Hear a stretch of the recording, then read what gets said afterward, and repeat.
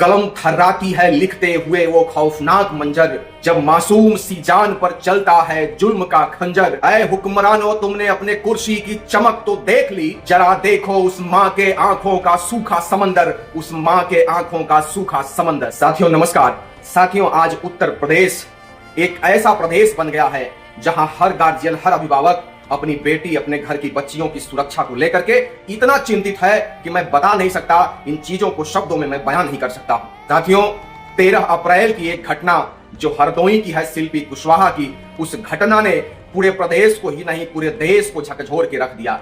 देश की आन बान शान उत्तर प्रदेश के सम्मान पर एक सबसे बड़ा सवाल खड़ा होता है कि जो भारत पहले विश्व गुरु कहलाता था, पूरा देश, पूरा विदेश इसको सम्मान की निगाह से देखता था, आज ये उत्तर प्रदेश, आज ये भारत एक ऐसा भारत हो गया है जहां ऐसी ऐसी घटनाएं होती हैं, बहन बेटियों का सम्मान सुरक्षित नहीं है, उनका इज्जत सुरक्षित नहीं है।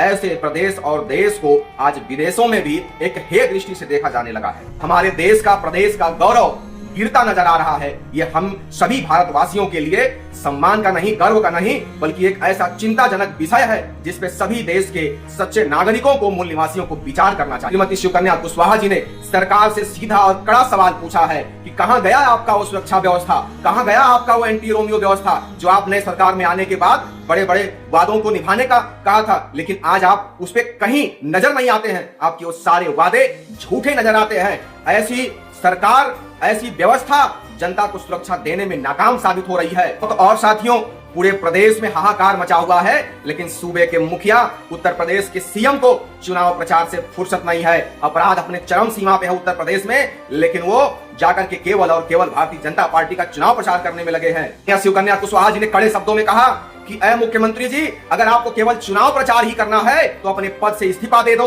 और आप खूब चुनाव प्रचार करो, और सत्ता नहीं संभाली जाती तो इस सत्ता यहाँ के रहने वाले मूल निवासियों को दे दो, जनता को दे दो, सच्चा नागरिकों को दे दो, वो संभाल लेंगे, वो देख लेंगे सत्ता के शासन की व्यवस्था कैसे चलानी है, कैसे करनी है। 20 अप्रैल को माननीय शिवकन्या जी पीड़ित परिवार के घर गई, पीड़ित परिवार से मिली, उनके दुखों को सुना और समझा और उनको ढाढ़स बताया कि आप धैर्य रखिए, आपको न्याय हम दिला करके रहेंगे, चाहे जो भी परिस्थितियां हो, हम आपके लिए सड़क से लेकर के संसद तक लड़ने का काम करेंगे, आंदोलन करेंगे, इस सरकार को घेरने का काम करेंगे। जो सरकार हमेशा कहती रही कि हमारी सरकार की पहली प्राथमिकता रहेगी देश की, प्रदेश की बेटियों की सुरक्षा की, लेकिन आज जो शिल्पा कुशवाहा की हत्या हुई है उस पर प्रशासन खामोश है। तो क्यों खामोश है? लेकिन माननीय राष्ट्रीय अध्यक्ष जी ने परिवार को ढाढ़स बताया, उससे कहा उनसे कि आप धैर्य रखिए, हम आपके साथ हैं, हर परिस्थितियों में हम आपके साथ रहेंगे, लड़ेंगे बिटिया के न्याय के लिए उस अंतिम दम तक, जब तक उसको न्याय नहीं मिल जाता है। हुकूमत के गुरूर में वो ये भूल बैठे हैं कि न्याय की कुर्सी पर हम नहीं, बेगुनाहों के आंसू बैठे हैं, बेगुनाहों के आंसू बैठे हैं। माननीय राष्ट्रीय अध्यक्ष जी ने आगे कहा कि जब तक शिल्पा को न्याय नहीं मिल जाता है हम खामोश नहीं बैठेंगे, जब तक अपराधियों को फांसी की सजा नहीं हो जाती है तब तक हम खामोश नहीं बैठेंगे।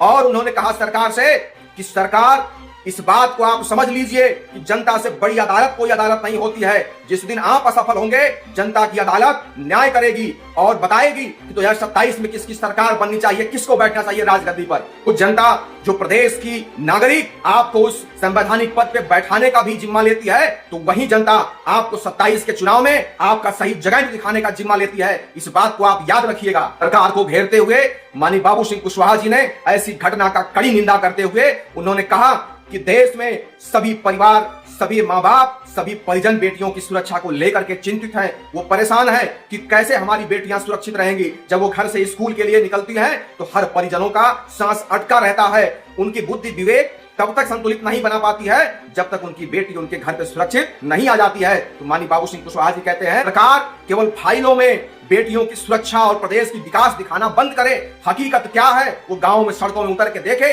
तब उसको सारी चीजें समझ में आएंगी। ये ऐसी पहली घटना नहीं है जो शिल्पा के साथ घटी है, ऐसी घटनाएं इसके पहले भी प्रदेश में व्यापक रूप से होती रही है और आगे भी व्यापक रूप से होती रहेंगी। अगर ये सरकार नहीं बदली तो आने वाले प्रदेश का भविष्य और खतरनाक होगा। इसलिए मैं ये प्रण करता हूं कि जब तक शिल्पा को न्याय न मिल जाए मैं संसद से लेकर के सड़क तक सरकार को घेरने का काम करूंगा। लगी है आग तो आएंगे कई घर जद में। यहाँ पर सिर्फ मेरा ही मकान थोड़ी है, यहाँ पे सिर्फ मेरा ही मकान थोड़ी है। हनी बाबू सिंह कुशवाहा जी ने इस दबे कुचले समाज से, उस हर बेटी के बाप से अपील किया है कि आप केवल एक बार मेरा साथ दे दो, 2027 में एक बार साथ दे दो, 2029 में एक बार साथ दे दो। इस आताताई सरकार के जड़ों को उखाड़ करके फेंकने का काम नहीं किया और ऐसे सरकार का स्थापना नहीं किया जो सबसे प्राथमिकता के आधार पर देशवासियों की सुरक्षा तय करे, तो फिर तुम मुझे जो कहना हो मैं करने को तैयार हो जाऊंगा। मेरे बहुजन समाज के लोगों, शिल्पा जैसी बेटी तमाम प्रदेश में डेली ऐसी प्रताड़नाओं की शिकार हो रही हैं, तो बात को समझो, साथ खड़े हो जाओ। आने वाले 27 के चुनाव में इस आताताई सरकार को उखाड़ फेंकने की जरूरत है। साथियों, ये समस्या बहुत बड़ी है। इस वीडियो को आपको हर उस व्यक्ति के पास पहुंचानी है, हर उस भाई के पास पहुंचानी है, हर उस पिता के पास पहुंचानी है, हर उस परिजन के पास पहुंचानी है जो अपने बच्चों को, अपने घर के बहन बेटियों को सुरक्षा को लेकर के चिंतित रहता है। एक बात मैं स्पष्ट कर देना चाहता हूं कि जिसका कोई परिवार नहीं होता वो किसी के परिवार के दुख की समस्या को नहीं समझ सकता है। इसलिए आपको आगे आना पड़ेगा, इस आताताई सरकार को उखाड़ फेंकने के लिए आगे आना पड़ेगा। इन चंद शब्दों के साथ आपसे विदा लेते हुए, जन अधिकार पार्टी जिंदाबाद, माननीय बाबू सिंह कुशवाहा जिंदाबाद। जय संविधान, जय भारत।